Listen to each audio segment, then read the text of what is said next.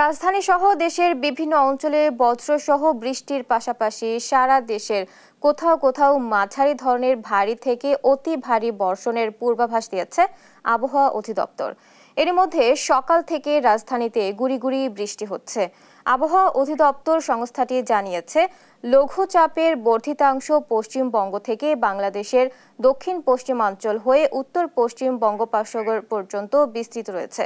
সোমবার সন্ধ্যা ৬টা থেকে পরবর্তী ২৪ ঘন্টার পূর্বাভাসে বলা হয়, ঢাকা, খুলনা, বরিশাল, চট্টগ্রাম ও সিলেট বিভাগের অধিকাংশ জায়গায় এবং রাজশাহী, রংপুর ও ময়মনসিংহ বিভাগের অনেক জায়গায় অস্থায়ীভাবে দমকা হাওয়া সহ বিদ্যুৎ চমকানো, হালকা থেকে মাঝারি ধরনের বৃষ্টি ও বজ্রবৃষ্টি হতে পারে।